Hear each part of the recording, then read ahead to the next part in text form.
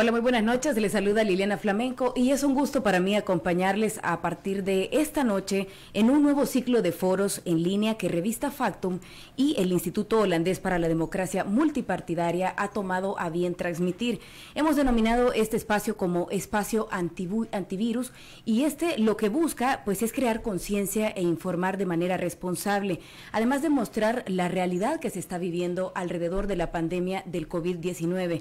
Esto mediante la opinión oportuna de especialistas que van a estar con nosotros y que van a abarcar todas estas ramas alrededor del COVID-19. Por supuesto que su participación es muy importante para nosotros, de manera que puede escribirnos al enlace que estamos transmitiendo, obviamente.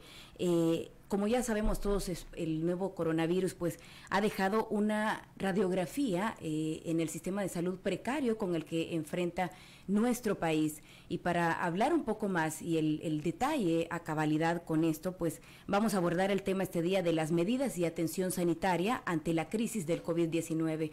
Para ello, como ya les mencionaba, nos acompaña tres especialistas en salud. Ellos son el doctor Milton Brizuela, presidente del Colegio Médico. ¿Cómo está, doctor? Buenas noches, un gusto estamos a la orden. También nos acompaña la doctora Carla Juárez. Ella es secretaria de la Sociedad Médica de Salud Pública de El Salvador. Gracias por aceptar esta entrevista, doctora. Buenas noches. Antes que nada, darles las gracias por este espacio. Esperamos poder responder algunas de las interrogantes que tiene tanto la población en general como el gremio médico ante la situación que se está viviendo. Y por supuesto el doctor Iván Solano, él es vicepresidente de la Asociación Centroamericana y del Caribe de Infectología. ¿Cómo está, doctor? Buenas noches. Buenas noches, muchas gracias por la invitación, es un placer y sobre todo tener el privilegio de comenzar esta nueva sección de Revista Factum, pues participando en la inauguración de esto. Bueno, así arrancamos esta noche. Quizás como es importante destacar que el gobierno pues ha implementado medidas a partir de la declaración oficial de esta pandemia por la Organización Mundial de la Salud. El gobierno salvadoreño en su momento pues comenzó ya a determinar estas medidas implementadas, no solo a raíz de la declaración, sino también previamente. Ahora bien, ¿qué piensan ustedes de estas medidas que se han implementado y que se siguen implementando? ¿Ha sido el camino correcto o qué les parece? Quizás comenzamos con el doctor Brizuela. Bueno, nosotros desde un inicio que el gobierno de la República pues paulatinamente fue decretando medidas de contención, hablamos que estas, por la precariedad del sistema de salud, pues fueron dictadas en un momento adecuado, fueron medidas que por lo visto hasta este momento pues han sido exitosas. Lamentablemente su implementación ha tenido algunas deficiencias, las cuales desde la gremial pues hemos sido críticos con el objetivo de que esto se vaya mejorando y pues la atención que se le dé a las personas que están en los sitios de resguardo de cuarentena sea respetándole su dignidad y evitando que esto se convierta en sitios de contagio. Por lo que vemos, pues como les decía, la mayor cantidad de personas que han dado positivos al COVID-19 en el país han estado resguardados en estos sitios de cuarentena y eso ha evitado pues que el virus ande circulando en la comunidad de una forma, digamos, que hubiera entrado de una forma desordenada pues, en nuestro país. Ahora bien, mencionando usted también ya los lugares, bueno, la cuarentena como tal, ¿verdad? Y que probablemente también puede ser un foco para las personas que están en los lugares de contención.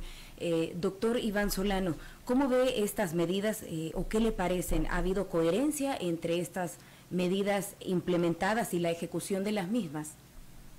Bueno, igual coincido con el doctor Brizuela de que las medidas iniciales llevadas a cabo por el gobierno de la República y por el Gabinete de Salud ampliado permitieron el retardar lo más pronto, retardar lo más que se pudiera la entrada del virus a nuestro país.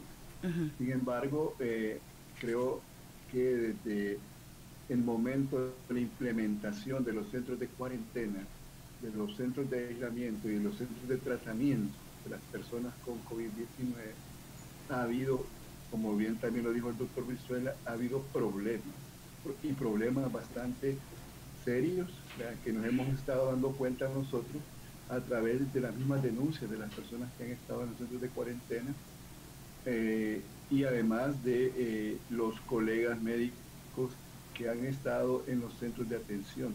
Entonces, el objetivo que nosotros siempre hemos buscado como gremio médico es que se puedan corregir estas medidas a la brevedad posible para que el verdadero objetivo que se tiene con un centro de cuarentena, como es tener, ya lo dice la palabra, ¿no? En los centros de, la definición, en los centros de cuarentena se tienen a personas que tienen un riesgo, que no están enfermos, pero que pueden haber estado expuestos a un agente infeccioso o de una nueva enfermedad, ¿no? Como es el caso del COVID-19. Entonces, pero vimos que al parecer no estaban bien planificados estos centros de cuarentena.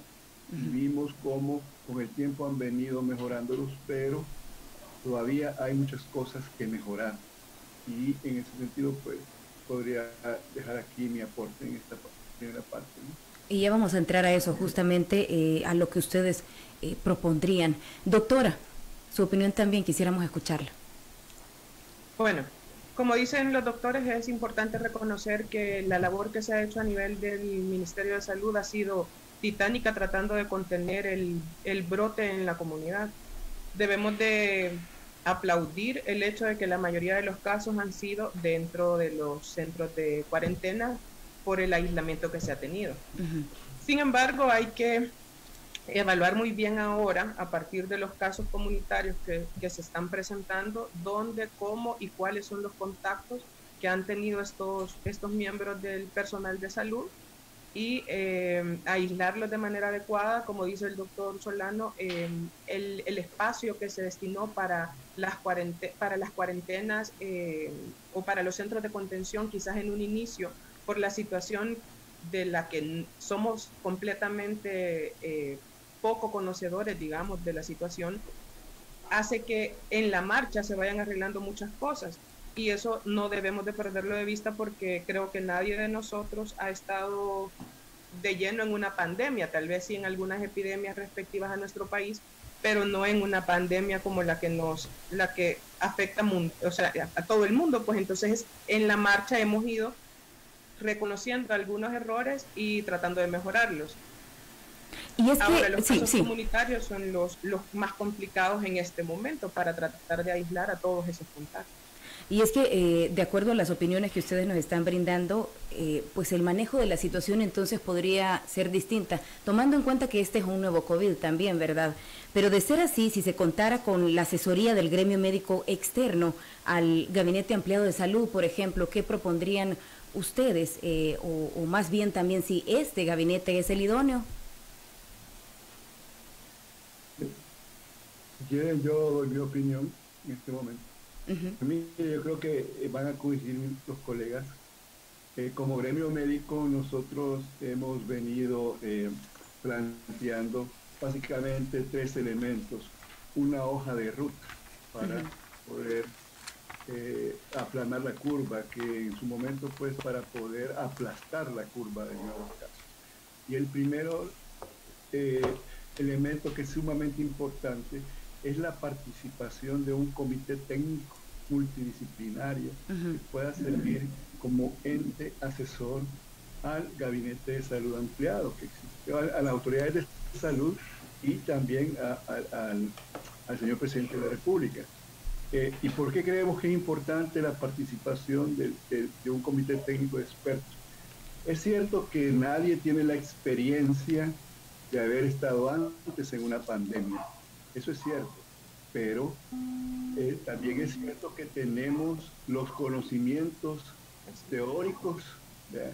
Y la capacidad de poder generar las recomendaciones respectivas. El otro punto importante que en las propuestas que ha hecho el Colegio Médico de El Salvador y que también diversas gremiales han refrendado es el hecho de aumentar la capacidad de pruebas diagnósticas. Porque es importante que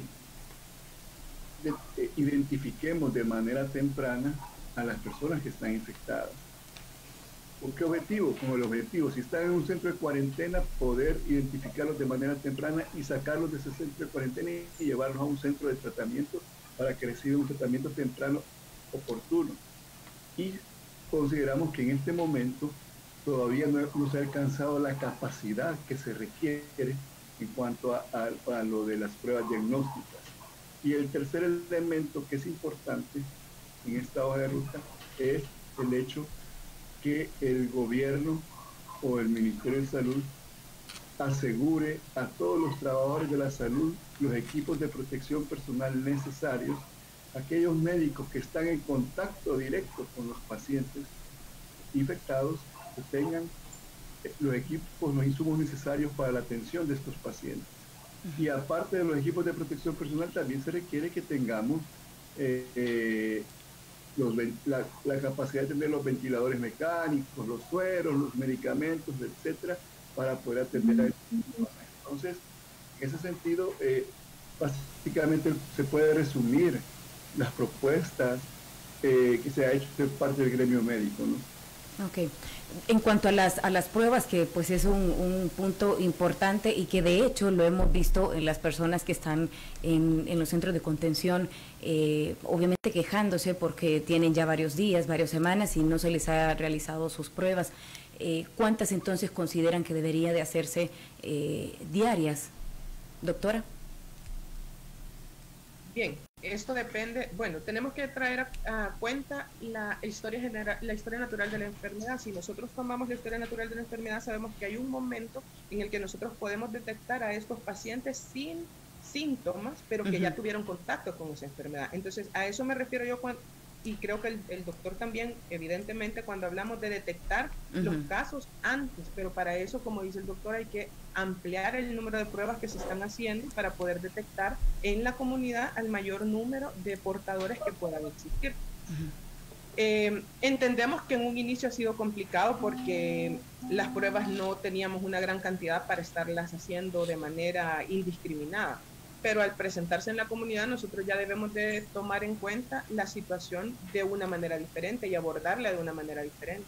Entonces, el número de pruebas sería de acuerdo a la cantidad debería de irse ampliando de acuerdo a la cantidad de positivos que nosotros vayamos teniendo día con día. Si tenemos 100 positivos, vamos a tener que ir ampliando el número de pruebas. Si se hicieron 500 y tenemos 100 positivos, pues vamos a tener que ir ampliando para ir viendo de qué manera hay mayor cantidad, pero eso solo se va a lograr con un sistema de vigilancia epidemiológica bien cerrado para poder tener todos esos contactos que son necesarios en ese individuo que es positivo de COVID. Doctor Brizuela, y habiendo escuchado pues estas participaciones en cuanto a lo que se debería de hacer, las recomendaciones, ustedes imagino y entiendo que se han acercado también al gobierno. ¿Qué respuesta han tenido? ¿Es preocupante la situación para ustedes como especialistas también? Y de acuerdo a la experiencia que han tenido en toda su trayectoria, tomando en cuenta que pues han habido otras enfermedades y crisis en el país. Bueno, nosotros desde el jueves de la semana pasada hemos estado reunidos con las autoridades del Ministerio de Salud con el objetivo de algo que hicimos público y que se los hemos dicho a las autoridades a través de los medios de comunicación y en privado, en reuniones con ellos, que ante esta crisis mundial, pues como representantes del gremio médico tenemos que estar dispuestos a trabajar en equipo. Realmente ha existido, y algo que nosotros hemos criticado, es que ha existido un vacío de información y ese vacío de información ha ido generando cierta incertidumbre en la población y también en el sector salud, los trabajadores de salud, y nosotros quisiéramos que las autoridades pues nos brindaran información más exacta de la situación real que están viviendo las personas, por ejemplo, en los centros de contención, ya que desde hace quizás ya bastantes días, hace un par de semanas, los colegas infectólogos, los colegas salubristas, pues han dicho que las personas que están ahí, a todos en su totalidad, habría que hacerles la prueba. Ya estos centros de resguardo tienen que ir viendo cómo se evacúan y nosotros en un momento se los comentamos a las autoridades que queríamos participar porque algunos de estas personas dejaron de ser personas que estaban en una cuarentena y se volvieron contactos. Se volvieron contactos ya que en esos sitios de resguardo salieron personas positivas o enfermos y entonces eso modificaba un poco el tiempo que estas personas deberían de permanecer aislados de la comunidad. Sí. Entendemos que ya se está haciendo de parte de las autoridades, ya están evacuando algunos centros de contención, pero desconocemos cuál es el mecanismo que se está utilizando.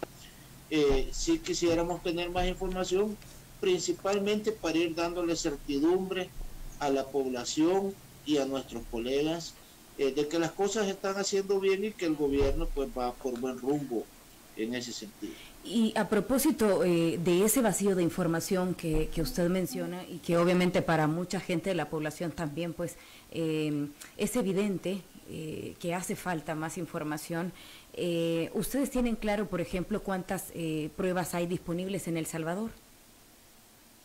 Pues no tenemos un dato concreto. Las veces que nos hemos reunido con las autoridades nos habían dicho que tenían cerca de 9,000 pruebas PCR. Entendemos que han existido donativos del Banco Petlán, del Banco Centroamericano de Integración, que no sabemos si estas son pruebas PCR o algún otro tipo de pruebas, pero sí hemos visto, por lo menos las autoridades han dicho que han aumentado su capacidad. Los colegas infectólogos que han estado colaborando con el ministerio para elaborar las guías clínicas de manejo de los pacientes, pues estaban solicitando que se querían reunir con las personas del laboratorio central para conocer la capacidad instalada y hacer lo que le comentaba que nosotros queríamos, pues darle certidumbre a todas estas pruebas, acompañar al gobierno en lo positivo, en lo que se está haciendo, pues y con eso también tener una información más veraz de la situación que estamos viviendo en el país. Pero no se ha logrado por lo que ustedes están... Esa reunión que se había solicitado, donde los colegas querían reunirse con la jefa del laboratorio central del ministerio, no se ha logrado todavía. Esperamos que ahora, después de estos pocos días de vacaciones, entre comillas, que el sector salud y el gremio médico ha seguido trabajando, pues se pueda concretar y los colegas aclaren sus dudas y nos ayuden a hablar con la población e ir generando mucha más confianza de que las autoridades están haciendo lo correcto.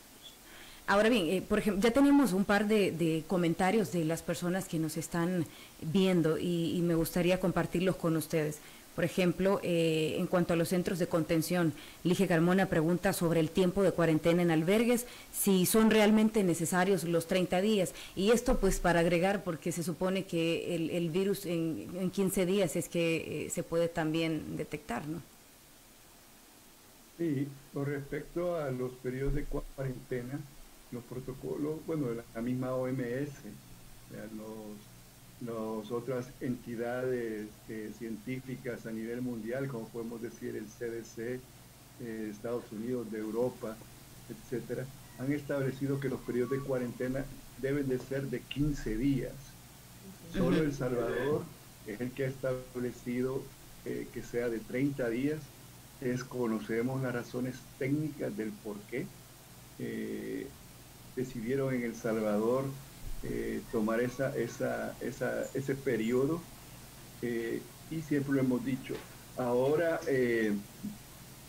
vemos también el hecho de que es contraproducente mantener por 30 días a tantas personas, y hemos visto que la logística, el manejo de un centro de contención no es fácil.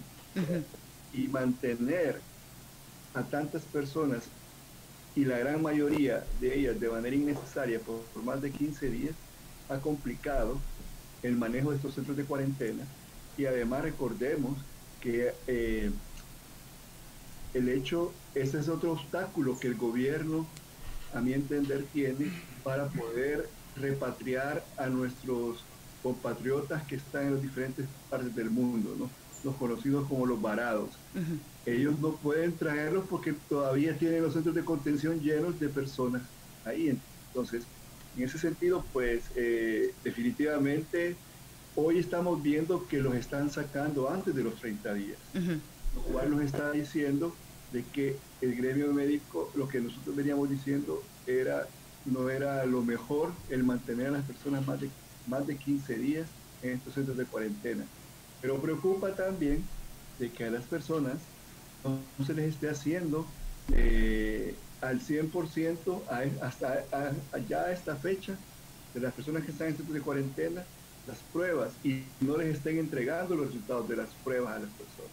Entonces, ahí sí es importante que se cumplan los protocolos y que todas las personas que van a salir de esos centros de cuarentena tengan el resultado, por lo menos una vez se les haya hecho la prueba de COVID-19 para la detección del SARS-CoV-2, y se les entregue de manera escrita, porque si no también estamos violentando otro derecho. Está establecido una ley de derechos y deberes de los pacientes y de los proveedores de salud, que ya es vigente desde 2016.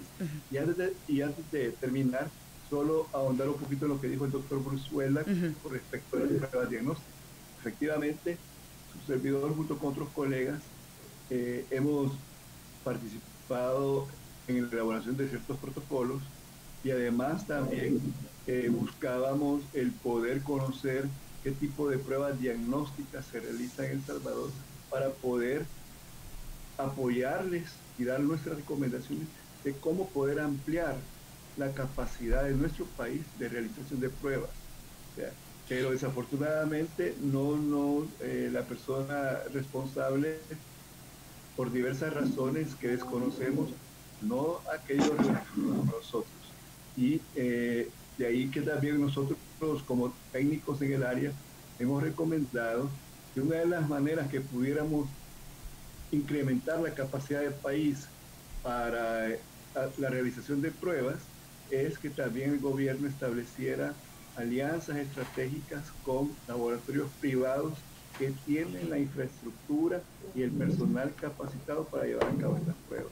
Pero tampoco hemos visto una reacción de parte positiva, pues, de parte de las autoridades. Es más, vemos que se decretó un decreto 16, un decreto 16, a donde ahí se dice que no se va a autorizar que laboratorios privados hagan este tipo de pruebas. Y justamente ahora que menciona en cuanto al sistema privado también, ¿creen ustedes que se debería de apoyarse también con los privados? Y tomando en cuenta también si ustedes creen o consideran que el presidente no está escuchando mucho al gremio médico externo. Doctora. Hablábamos el día miércoles, tuvimos una reunión en el colegio médico y es la verdad bastante complicado para nosotros, como bien lo mencionas, una parte externa al Ministerio de Salud, la falta de información que tenemos acerca de cómo se está manejando todo por el gabinete ampliado.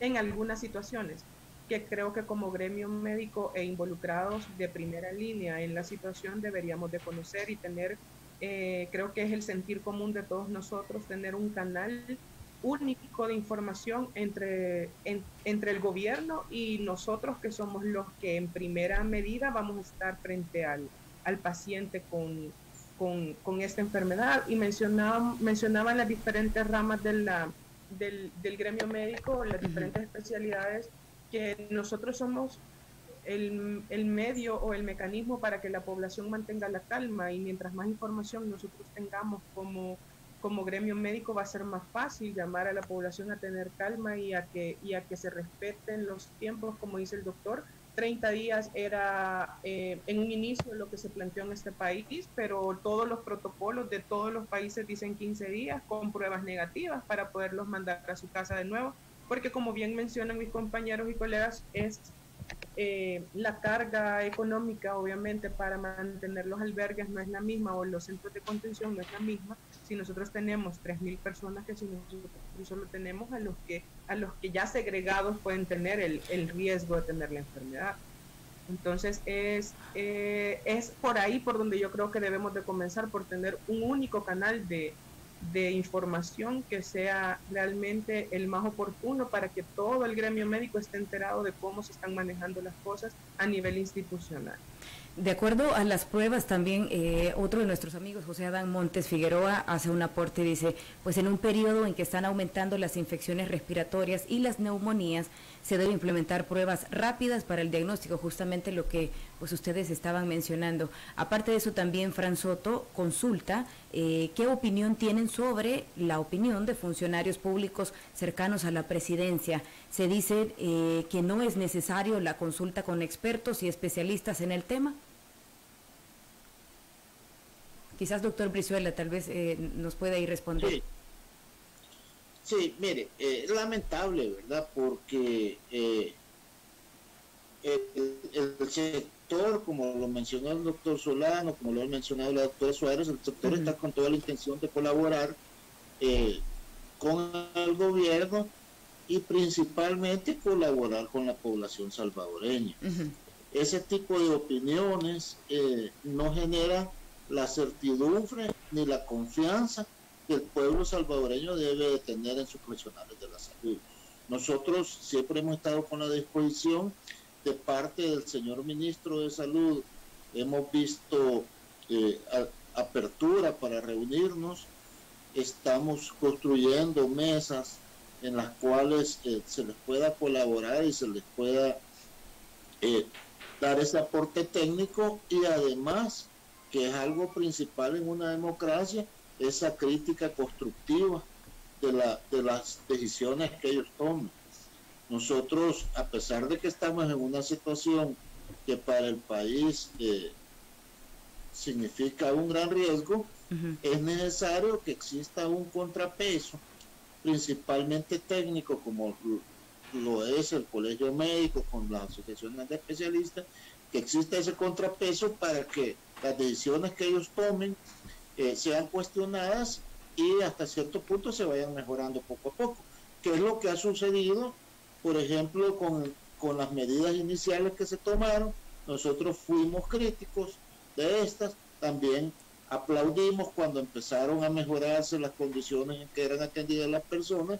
Esperamos que en futuro pues nos comentaran las decisiones antes de ejecutarlas para ver si les podemos dar observaciones o soluciones de algunas cosas de ellas.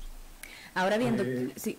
Perdón, Liliana. Sí, por favor. Me permite comentar con respecto a esa pregunta también. Sí, claro. Yo quisiera poner el ejemplo de Costa Rica. Y recientemente yo he estado viendo que las conferencias de prensa que brinda el presidente de la República, a ambos lados tiene a su ministro de Salud y tiene será el director de la Caja Costarricense del Seguro Social, médicos, ambos. Y ellos participan. El señor presidente de la República da otro tipo de mensajes que le competen como presidente, pero sus técnicos que tiene la paz hablan de aspectos puramente de salud y de medidas, pero aquí en nuestro país tenemos a nuestro señor presidente de la República, que no es médico ni tiene ninguna experiencia en el área de salud, dando informes que probablemente, y estoy más que seguro, ni siquiera puede haber consultado con sus autoridades de salud propias, porque no sabemos quién lo asesora a él, y da sus indicaciones. Pareciera que es, con todo el respeto que se merece el presidente de la República, omnisciente y omnipotente, y que es iluminado a través de no sé de quién. Entonces el llamado es a que el presidente de la República se deje ayudar. Esta es una crisis de salud pública y debe de escuchar a los que saben de salud. Y habiendo mencionado usted decirle al presidente que se deje ayudar, pues también esta crisis sanitaria pues ha obligado a ciertos países a hacer cambios en los gabinetes de salud. El Salvador es uno de ellos y recientemente pues lo vimos todos. ¿Cómo ven estos cambios usted, o qué les parece a ustedes estos cambios? ¿Han sido necesarios? Y específicamente con la ministra de Salud, ¿verdad? ¿Han sido necesarios para el país? ¿Era como corregir la plana, por ejemplo? Doctor Brizuela. Pues fíjense que por la forma en que se estaba desarrollando la dinámica del Ministerio de Salud, nosotros sí consideramos necesarios que se definiera el rol del ministerio, pues porque teníamos una ministra de Salud, la cual no tenía, no era la vocera del ministerio ni del gobierno, aparecía, no sabíamos quién tomaba las decisiones en el Ministerio de Salud, y pues eso, lógicamente, enfrentando una pandemia como esta, genera incertidumbre, tanto entre las mismas autoridades como para la población. Nosotros sí considerábamos necesario que hiciera ese cambio. Ya el gobierno había definido al doctor Alaví como su vocero, siendo él viceministro, y pues lamentable que estas circunstancias se den durante una crisis. Bueno, o sea, no es lo ideal para un país, y todavía, digamos, vemos cierta incertidumbre dentro del ministerio porque no han nombrado a nadie en el cargo que tenía el doctor de viceministro de operaciones. Solo está el doctor Alvarenga, que está asumiendo el rol de dos personas. Pues sí, quisiéramos que el equipo del ministerio pues fuera el mejor, ya que no sabemos cuál va a ser el impacto que va a tener la enfermedad en nuestro país. Pues, o sea, todavía, a pesar de que nosotros hemos visto proyecciones de la posible cantidad de casos, es algo que se queda en eso, en proyecciones, y no se tiene una claridad exacta de cuál va a ser el verdadero impacto. Y tomando en cuenta esto de cuál será el verdadero impacto también, sí.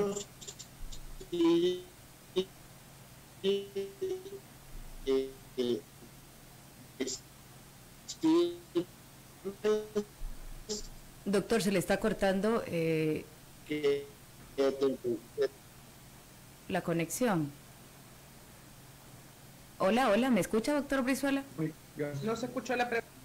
Sí, dígame, ahora sí le escucho. Ahora sí, ya le escuchamos perfectamente.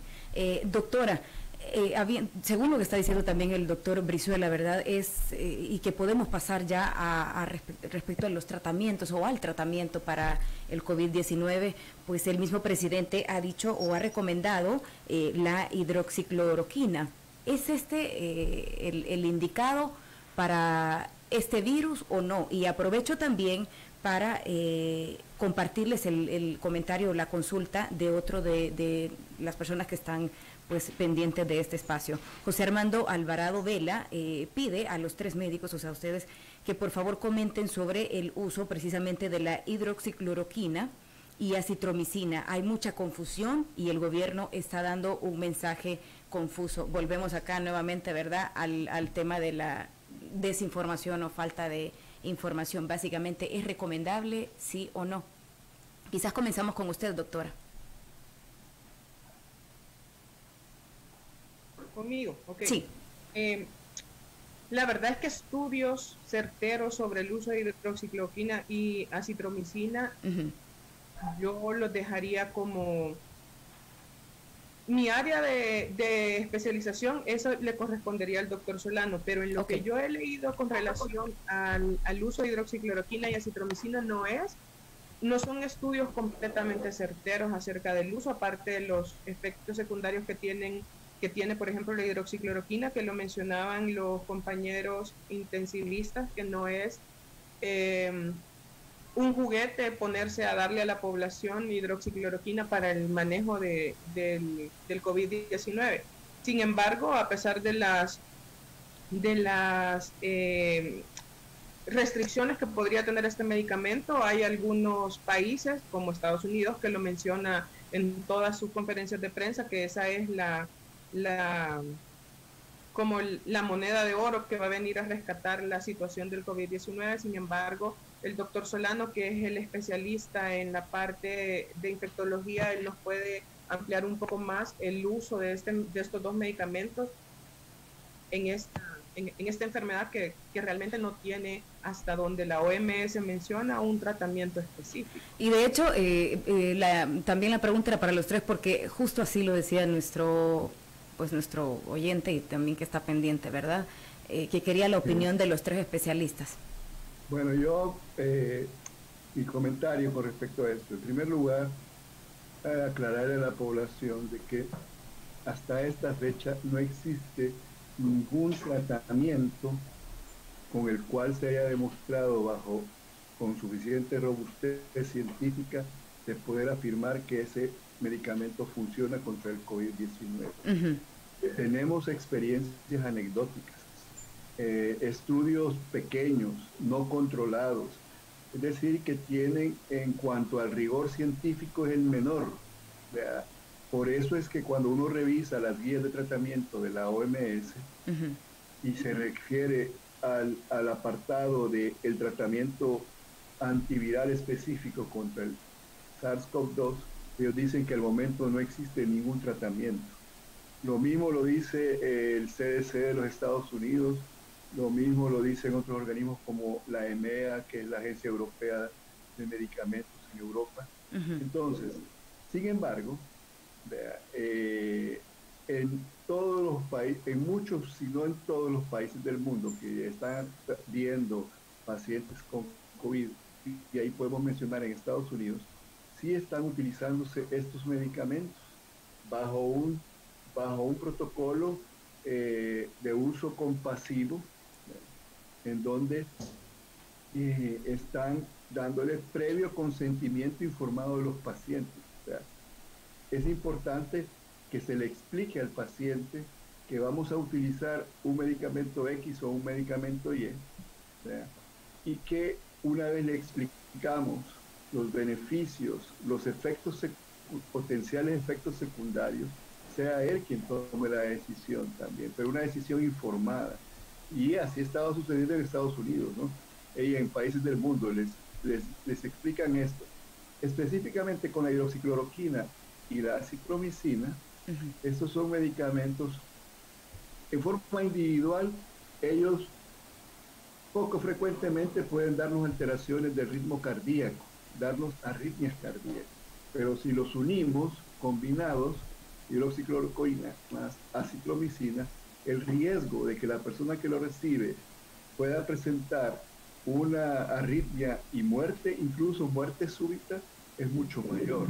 De ahí que hay que explicarle al paciente, y por eso es que también nosotros como médicos nos preocupa que cuando comenzó a hablar de la hidroxicloroquina y la acitromicina, mucha gente fue a las farmacias a comprar estos medicamentos. Y son deben de ser de uso restringido bajo prescripción médica.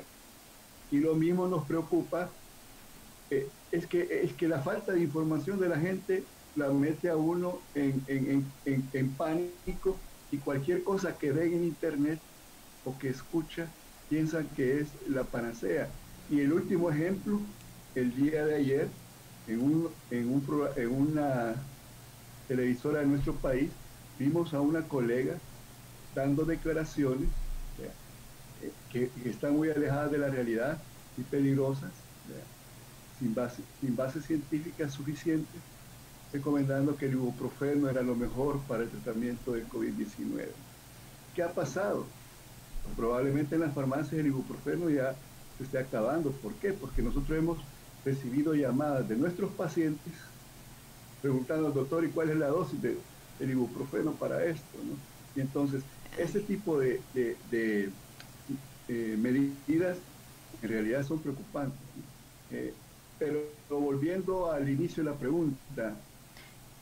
Pero eso es importante también, doctor, perdón que lo interrumpa, es importante porque, pues sí, profesionales de la salud en El Salvador están recomendando esto, ibuprofeno.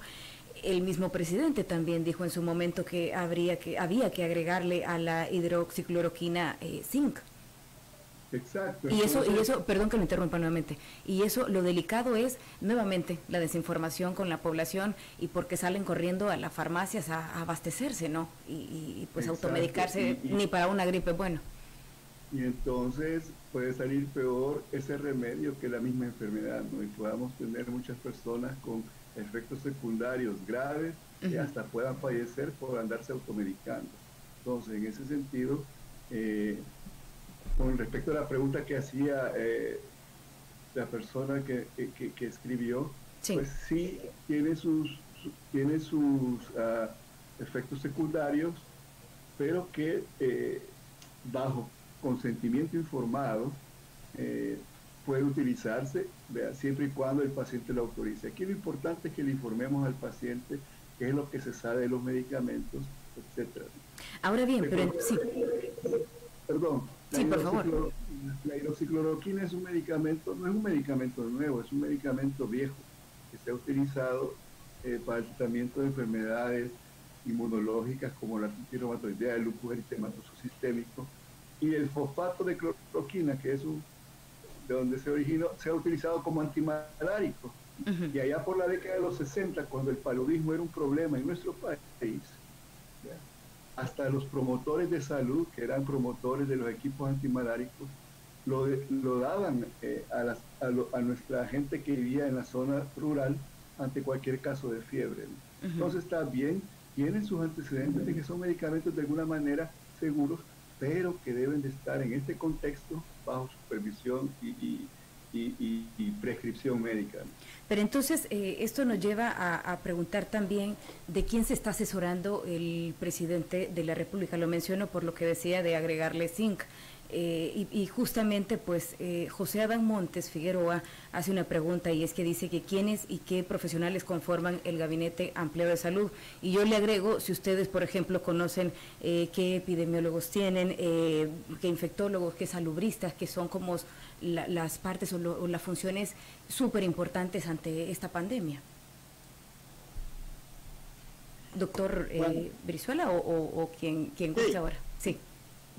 Comentarle, desconocemos si el Gabinete Ampliado de Salud tiene algún equipo técnico que los asesora en forma directa. Entendemos, por lo que hemos platicado con las autoridades del ministerio, que ellos son los que suben, digamos, los protocolos o las peticiones, y el gabinete en totalidad toma las decisiones políticas para ejecutar esto. Como lo hemos visto, el gabinete ampliado, el único que participa del sector salud es el ministro de Salud. Vemos esa limitante, ya que del resto de prestadores de servicios de salud que tiene el país, no participa nadie más, ¿verdad? Reconocemos al Ministerio de Salud como el ente rector, pero creemos que debería existir una participación más amplia de personal técnico para que al final esas decisiones lleven un soporte técnico y que no sean decisiones eminentemente políticas. Ese es el objetivo, y por eso es que la petición del Colegio Médico con las asociaciones de especialistas del país es a conformar una mesa técnica la cual pueda generar esta esta asesoría para que el gobierno pues tome las mejores decisiones.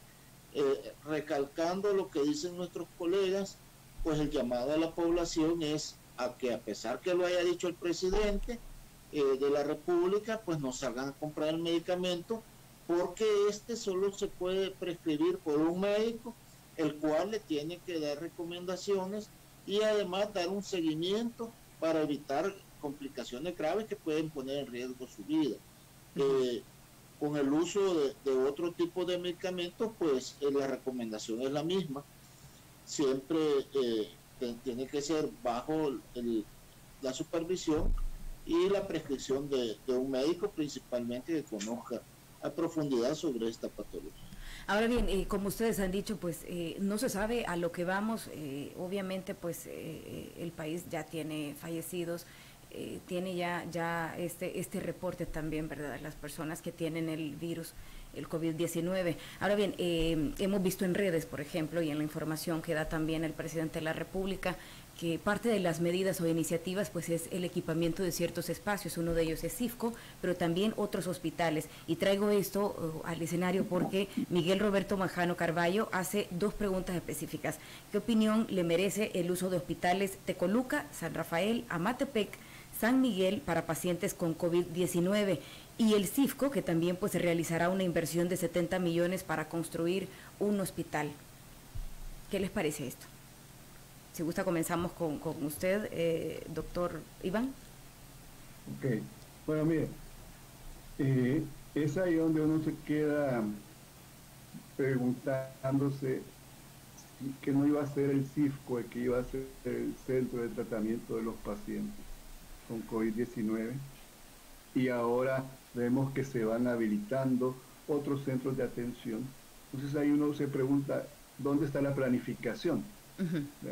Pero bien, volviendo al punto, yo creo que si me preguntan a mí qué preferiría yo para la atención de pacientes COVID positivos, si estos centros que ya mencionaba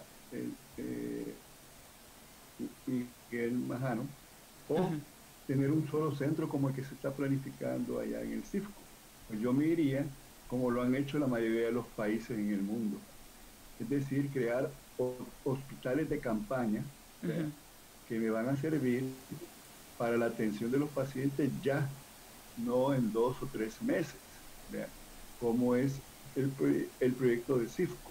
Y entonces, hemos visto en Nueva York se han instalado hoteles de campaña en Central Park, ¿verdad?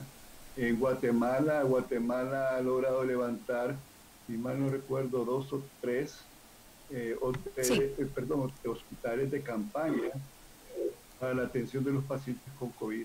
Entonces, creo que lo mejor es el hecho de que podamos tener hospitales de campaña más que un centro multiespecializado para la atención de los pacientes, porque no nos va a alcanzar el tiempo, ¿no?, en este momento, y es mejor que podamos tener estos centros de campaña. Y quizás para aclarar también, doctor, por ejemplo, el comportamiento de la curva que pues va evolucionando y es cambiante, ¿no? Eso no se puede frenar, pero la lectura que se le está brindando de parte del gobierno ¿es la adecuada? ¿En qué sentido, Lilian? Por ejemplo, la lectura que le está dando el presidente en cada uno en las cadenas, por ejemplo, el comportamiento que va teniendo los cambios que están teniendo, ¿es la indicada la lectura que se le está dando para aclarar a la población? Porque está la cadena y en el momento vemos que están ya las confusiones y sobre todo lo alarmante para la población, entran en pánico. Bueno, yo, si me pregunta a mí desde el punto de vista personal, creo que la estrategia comunicacional del señor presidente hacia el pueblo salvadoreño no es buena, porque genera pánico, como usted bien lo dice, es alarmista. Y siempre cuando escucha uno al señor presidente en las cadenas nacionales, él nos compara, miren, veámonos cómo está Estados Unidos, veámonos cómo está Italia, veámonos cómo es, nos pone en los peores escenarios, pero se supone está claro que estos países con los cuales nos comparan no tomaron las medidas pertinentes adecuadas de manera temprana y ahora están sufriendo las malas decisiones que tomaron en principio. Y El Salvador tomó las medidas tempranas de manera adecuada. Entonces, ese escenario que nos presenta dantesco, apocalíptico, creo que no es válido desde el punto de vista científico comparado a lo que pueda pasar en nuestro país. Porque si no, él mismo está reconociendo entonces de que nosotros en 15 días vamos a llegar a la situación de Estados Unidos. Entonces está reconociendo que no sirvió de nada haber hecho las medidas preventivas de manera temprana, ¿no? Entonces, más bien yo creo que él lo hace con el objetivo de generar pánico para tratar de hacernos entender a los salvadoreños de que nos quedemos en casa, etcétera. Pero eso trae su efecto secundario y que ya lo estamos viendo. Uno es la salud mental de la población, se ve sumamente afectada y que obviamente vamos a tener consecuencias desde el punto de vista de un estrés, hasta estrés postraumático, le podemos decir, debido a este tipo de situaciones. Y con lo que está mencionando, aprovecho entonces también para preguntar sobre la salud mental, porque pues sí, la gente está entrando en pánico, el encierro también es estresante, hay niños, hay adultos mayores, hay personas que requieren de ciertos medicamentos o que padecen ciertas enfermedades. No estamos diciendo que la gente debe salir, no, para nada, o sea, de verdad que hay que quedarse en casa y esa es como la mejor medida o la medida principal. Pero pues también hay preguntas alrededor de esto. Por ejemplo, Esther Flores pregunta, ¿debería el gobierno considerar la salud mental de la población? ¿Y cómo la cuarentena está afectando en la población? ¿Y qué debería entonces hacer el gobierno, doctora?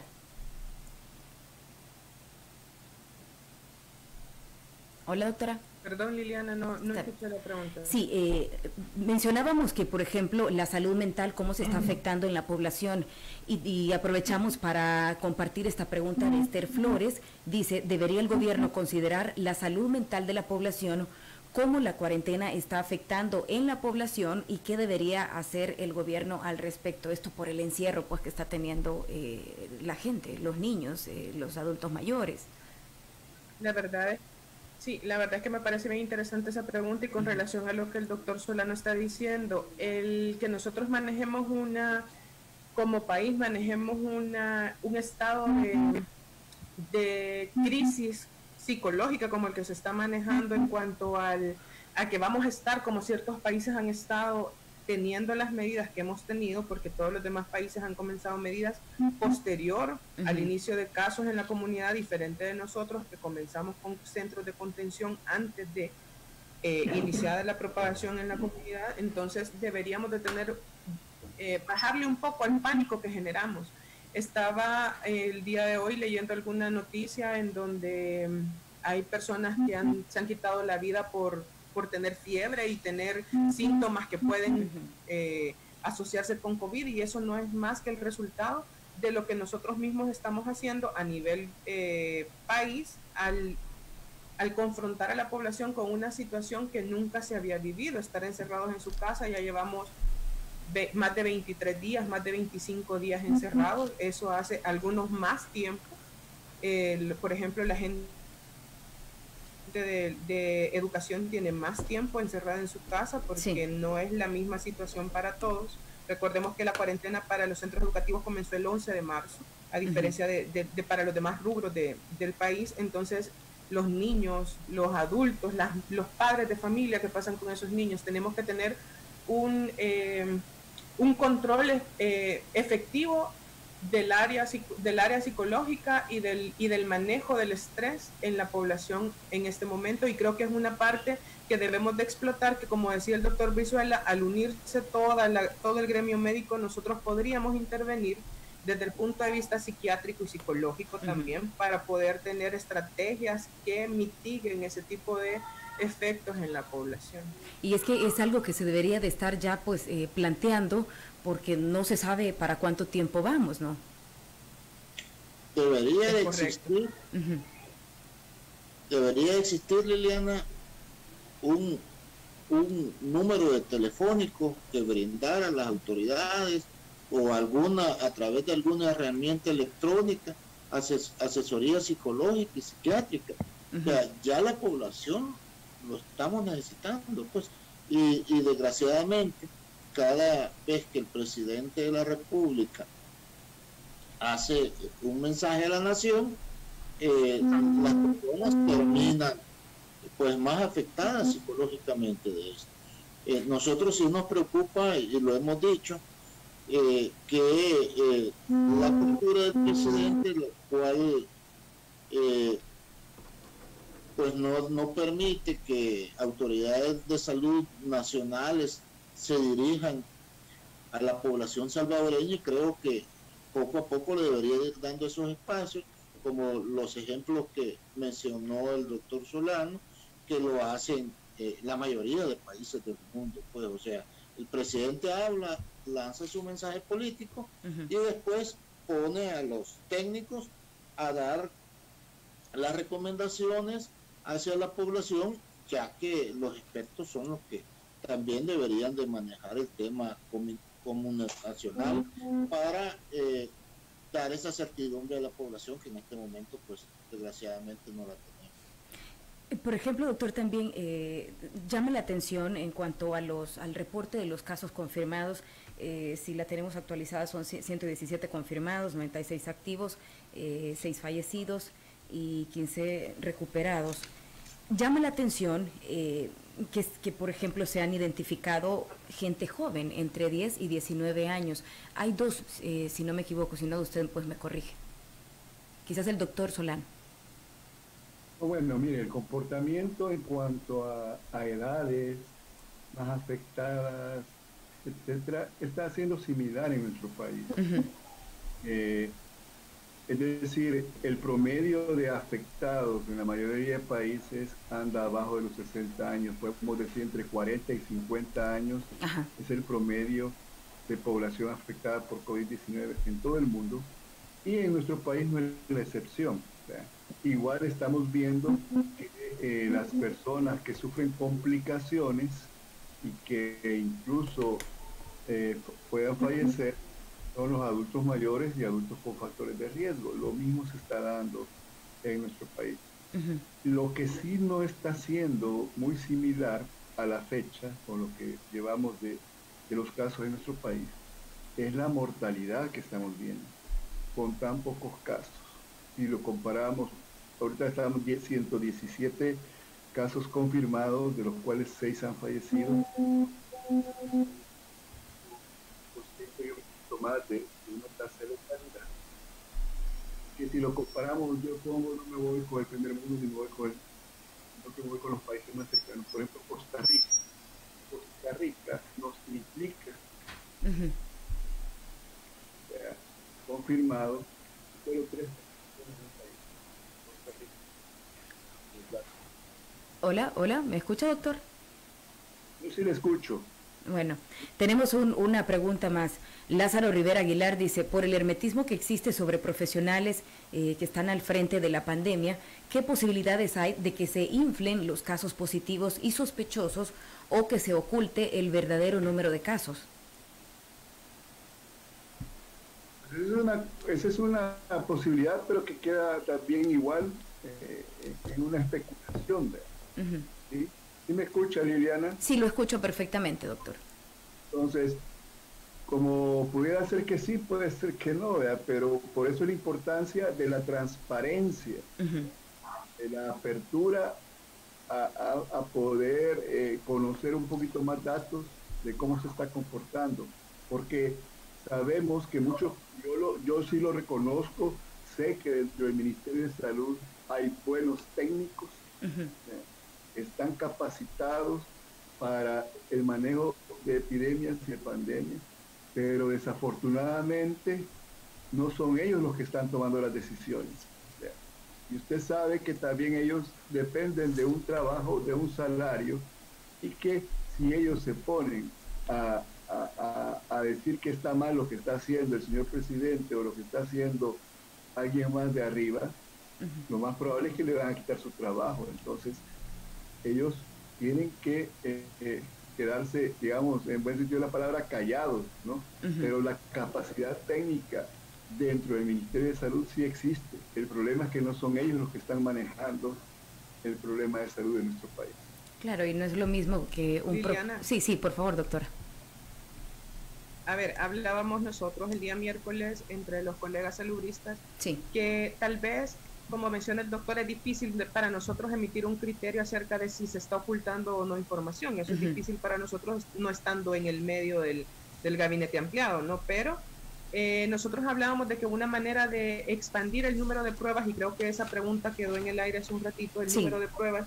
Nosotros acabamos de conocer como salubristas que está el cartucho de una prueba que se hace, que es una PCR en tiempo real, que el país tiene muchas máquinas, varias de las máquinas instaladas para el uso de tuberculosis, para pacientes con tuberculosis, y que hay un cartucho ya aprobado por la FDA que podría ser utilizado para ampliar el número de pruebas que se están haciendo en este momento. Por supuesto, eso lo han dado a conocer el 23 de marzo, es una cosa reciente. El ministerio, nosotros estábamos hablando el día miércoles que estamos en la disposición, como mencionaba el doctor Brizuela, de reunirnos pues y como mesa técnica dar todas ese tipo de insumos e información que tenemos para poder ampliar ese tipo de medidas que en algún momento deben de tomarse en nuestro país. De acuerdo, ya casi estamos cerrando, pero interesa mucho también el tema de la búsqueda de los nexos epidemiológicos. El presidente pues lo destacaba como algo novedoso en El Salvador. Sin embargo, pues en otros países también se está haciendo, y no solo en otros países, sino que en el pasado acá en El Salvador por otras enfermedades también pues se ha realizado esta medida. ¿Qué les parece a ustedes? Y aquí sí me interesaría la respuesta de los tres. Bueno, yo creo que aquí la de mayor expertise es la doctora Juárez, pero yo, porque esa es su área, pero yo voy a dar mi opinión como infectólogo. Yo creo que la medida que el señor presidente nos explicó en la última cadena nacional teóricamente es muy buena. Teóricamente es muy buena porque supone que ahora estamos en una fase donde estamos detectando casos fuera de los centros de contención, pero que están agrupados en un grupo familiar, por decirlo así. No es tan diseminado la enfermedad en la comunidad. Entonces, sí, el principio teórico es bueno, pero en las características que nosotros tenemos como país, creo que tiene muchas dificultades de que se pueda cumplir. Y pongo un factor que es algo que no podemos obviar. El gobierno, el Estado salvadoreño no tiene el control territorial de un 100% de nuestro país. Hay sectores en nuestro país hay gobiernos alternos, y son las maras, el problema social de maras. Y entonces, yo siempre he dicho, por ejemplo, con el ejemplo que nos puso el señor presidente de Pedro, que Pedro es el infectado, tiene familiares ahí, pero si Pedro vive en una colonia en donde son las maras quienes toman las decisiones ahí, ¿cómo el equipo de salud va a poder entrar ahí? Si a veces ni siquiera el ejército o la PNC pueden entrar. Pero son factores que obstaculizan esa medida. ¿Qué otro factor? El hecho de no sabemos, porque dicen de que a los nexos epidemiológicos de Pedro, yo pongo el ejemplo de que un nexo puede ser Heidi, pero a Heidi se la van a llevar a un centro de cuidados, que solo la van a tener 5 días y una prueba le van a hacer, que no sabemos qué tipo de prueba es, porque eso es importante saber, la van a regresar nuevamente. Si la prueba le sale negativa, la van a regresar nuevamente a su casa. Pero eso también contradice a lo que están haciendo en los centros de cuarentena actualmente, que tienen a la gente a 30 días, no les hacen la prueba y ahí los tienen todavía adentro. ¿Y cómo van a soltar a Heidi con una prueba que no sabemos la sensibilidad y especificidad de esa prueba? La van a volver a su casa, ¿no? Pudiendo que existe la posibilidad de que en esos 5 días que que Heidi está asintomática, la prueba le salga negativa, pero más adelante se pueda volver positiva. Entonces, ahí hay una serie de cuestiones que, pues yo ahí me quedaría para escuchar a los demás colegas. Bueno, doctora, por favor.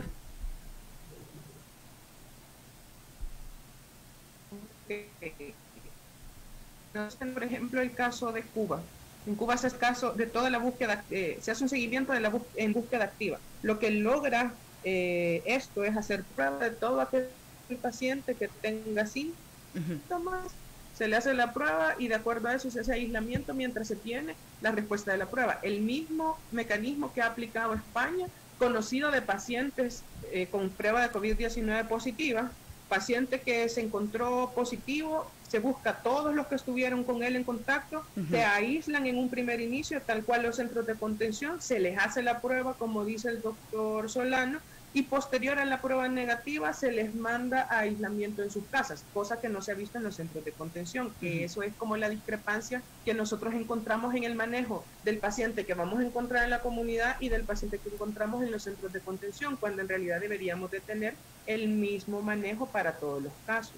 La búsqueda activa es lo que nos va a llevar a un golpe certero con la enfermedad, a aislar todos aquellos pacientes que en realidad tengan un paciente, hayan sido contactos de un paciente, porque digamos que nexo lo relacionamos a China, aunque en realidad es el contacto que haya tenido un paciente con una persona con un paciente positivo a COVID-19. Eso serviría descentralizar las pruebas, hacerlo de manera más amplia, como mencionaba el doctor Brizuela y el doctor Solano, que tengamos más alcance a la prueba, que no se le niegue al paciente que se siente que tiene síntomas, hacerle la prueba de COVID-19 ahora. Doctora, sí. De un par de ¿Se escucha, Liliana? Ahora sí, se estaba perdiendo un poco la conexión, pero ahora sí, perfectamente. Tenemos conocimiento a nivel gremial de un par de casos de neumonías sin etiología que han causado un poco de situación alarmante entre el gremio médico por no saber cuál es la causa específica de la neumonía y entonces nos vemos nosotros en la dificultad como gremio de si lo ingresamos al hospital, si no lo ingresamos, si vamos a contaminar, si no vamos a contaminar, y eso es por la para poder doctora, se pierde un poco su conexión. Respuesta que se pueda dar con relación al COVID-19. ¿Sí? Hola. Sí, ahora sí la escucho. Aprovechando también, de acuerdo a lo que usted está hablando, doctora, pues también respecto a los niños, el comportamiento de los niños en cuanto al virus. Y pregunto esto porque, por ejemplo, Marcela Zamora tiene una pregunta, dice sobre los niños, no han muerto niños, pues qué bueno, pero ¿a qué se debe? O sea, su organismo es más fuerte, este virus ataca a los mayores. Tal vez usted nos puede ayudar y nos contesta. Doctora.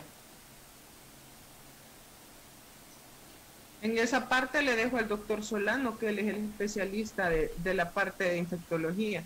De acuerdo. Doctor. Bueno, mira, en realidad todavía no se sabe a ciencia cierta. Todavía no sabemos a ciencia cierta por qué los niños no están siendo afectados, pero sí todos somos susceptibles. O sea, los niños sí están siendo menos afectados, sí hay casos en niños, pero comparados con los adultos mayores o adultos con enfermedades previas como ser diabéticos, hipertensos y otros factores de riesgo, en ellos sí se ha visto que representan a un grupo de riesgo y que puede complicarse, incluso producirles la muerte. Sí, ya incluso hay muertes en niños pequeños también, pero en la minoría. Okay. Pero una respuesta científica que explique esto no se lo podemos dar en este momento. Ok. Bueno, doctores, se nos ha terminado el tiempo. Muchísimas gracias por pues haber estado con nosotros justo en este primer programa que tenemos en Espacio Antivirus. Antes de irnos, pues quisiera que nos diera una recomendación cada uno de ustedes, porque pues no se sabe, como ya lo dijimos, cómo va a ir evolucionando este virus, qué es lo que va a pasar en El Salvador. Hemos hablado de la salud mental. Por favor, un comentario de ustedes, una recomendación. Bueno, gracias Liliana. Ha sido un gusto compartir con Revista Factum y con toda la audiencia que ha participado. El llamado principal es a seguir las recomendaciones del gobierno. Si no hay nada que salir a hacer, quedémonos en casa.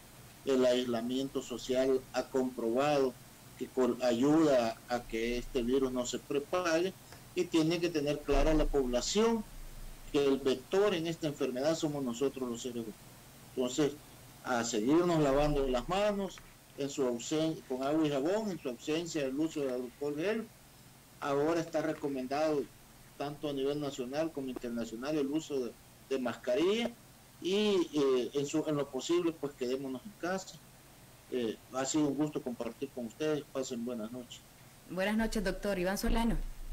Hola, bueno, muchas gracias. También un placer haber estado en este primer programa y un honor que nos hayan invitado. Y el mensaje igual, creo que es de que nos quedemos en casa. Sí creemos de que esta medida de aislamiento social es importante para aplanar la curva. Y como no está, y que quede bien claro que como gremio médico no estamos en contra de esta medida de aislamiento. Al contrario, la apoyamos y hacemos el llamado a la población a que nos quedemos en casa, como dice el doctor Brizuela, y que sigamos las indicaciones brindadas por las autoridades de salud. Y otra cosa que es importante, porque va para contribuir a nuestra salud mental: por favor, no andemos propagando rumores en nuestras redes sociales, porque eso sí nos va a afectar mucho más nuestra salud mental. Muchas gracias nuevamente. Gracias a usted. Doctora, por favor, cerremos con usted, doctora Carla Juárez. Buenas noches. Bueno, primero darles las gracias por la invitación. Segundo, realmente reconocer el esfuerzo que se está haciendo a nivel institucional.